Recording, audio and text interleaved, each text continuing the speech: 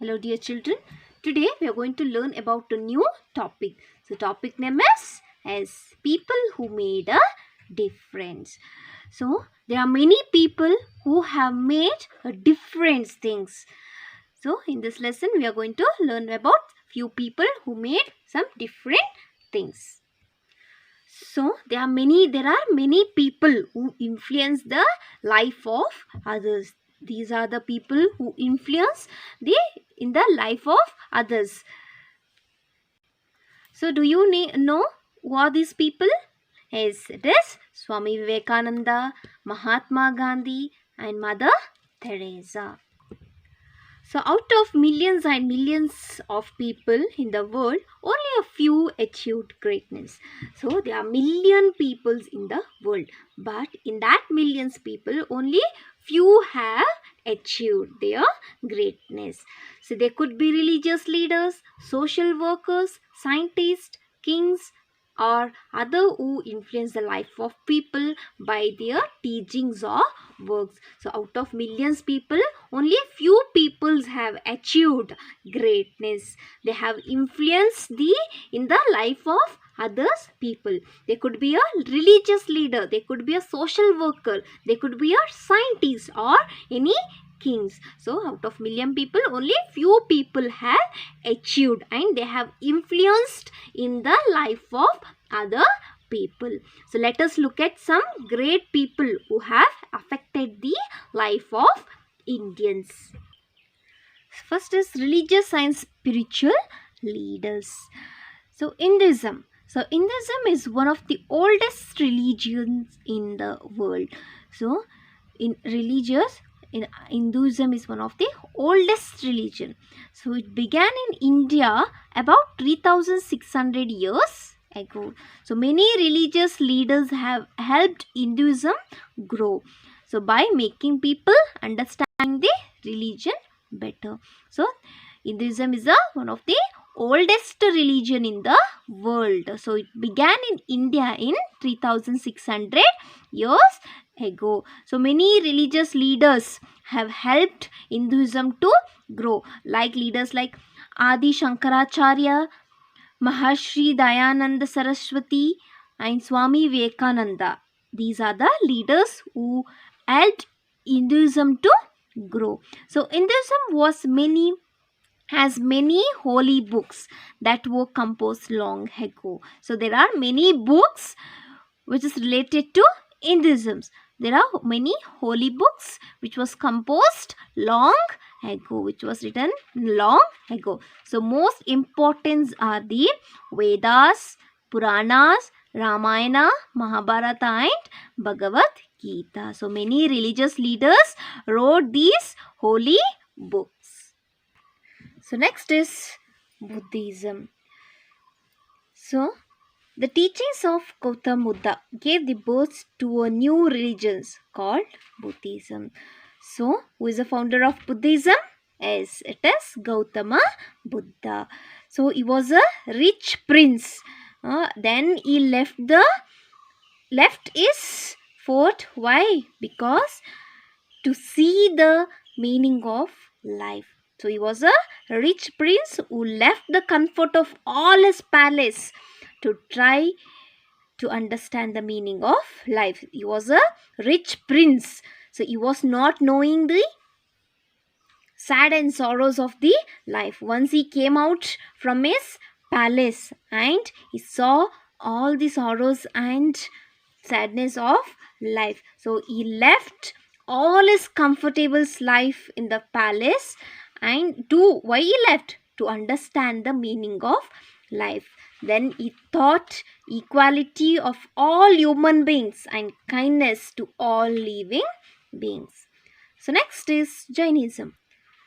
So this religion is believed to have been started by Krishnadevaraya. So the first Tirthankara or spiritual leaders. So first spiritual leader in Jainism was Rishabhadev.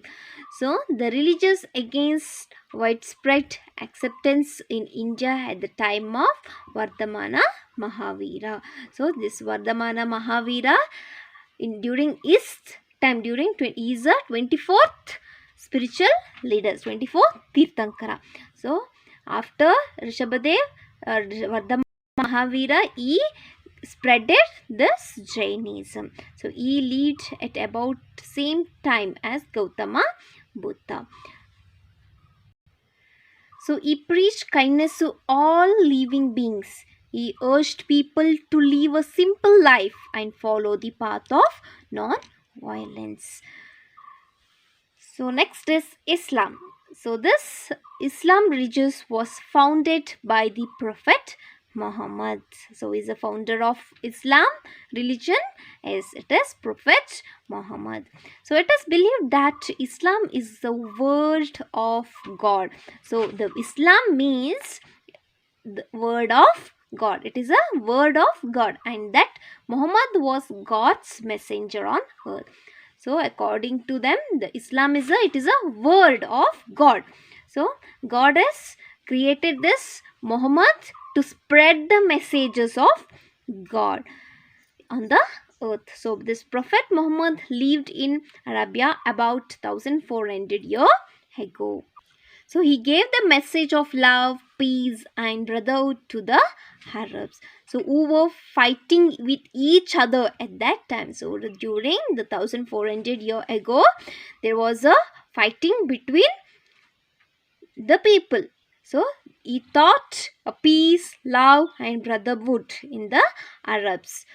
So his teachings spread throughout the world, including India.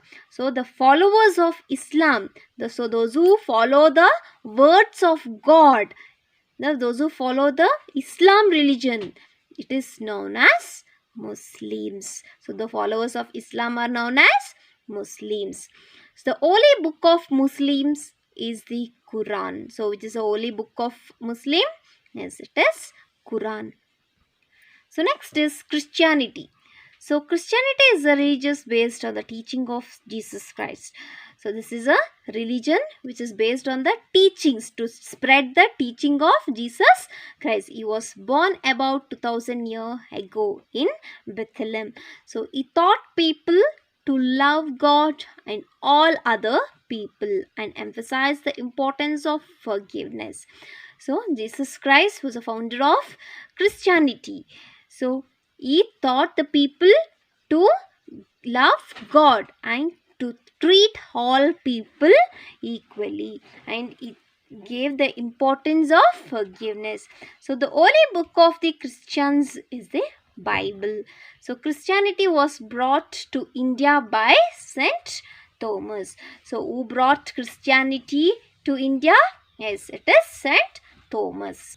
So next is Zoroastrianism, the religions of Parsis. So this Zoroastrianism is a religion based related to Parsis. So this Parsis believed in the teachings of Zoroaster. So this Parsis, they believed in the teaching of Zoroaster. So he lived in Iran about 2500 years ago. So he thought that our duty is to be good and fight evil. So he taught all the people, this Zoroaster taught all the people that their duty is to be good and fight against the bad things, means fight against the evil. The holy book of Percy is called the Zend Avesta. So next is Sikhism. So this religion was founded by Guru Nanak Dev. So he is the founder of Sikhism, as it is Guru Nanak Dev. So he lived in Punjab about 500 years ago. So he believed that there is only one God. So this Guru Nanak Dev, he believed that there is only one God. The people had given him different forms of name. So he said that there is only one God, but people gave many names to one God. So who said this? It is Guru Nanak Dev. So the holy book of Sikh is the Guru Granth Sahib. So till now you learnt about the religious leaders. Now let's see the leaders who made changes in social life. So from time to time, evil practice take root in societies. So for day to day, from time to time, there was a different practices in the society. There was evil practices, bad practices in the society. So in India, for example, many people believed in the caste system and practiced the dowry system and the child marriage. So in India, many people believed in caste system. So according to many Indians, they should practice only a particular religions. There was a caste system. So even there was a practice of dowry system. Dowry system is when the girl is married, she should give many gold, even the many money to the boy. And the child marriage, so there was a practice of child marriage. Even so, brave people have fought against such practices and helped to improve society. Such people are called social reformers. So there was many people who fought against some bad practices in India. So they fight against such practices. They opposed some such evil practices in India. So such people are called as social reformers. So these leaders, they brought changes in the society. So they brought changes in society. It is called as social reformers. So first is Kabir. So he fought against social evils such as the caste system. So reformers means what? Reformers means people who brought some changes in the society.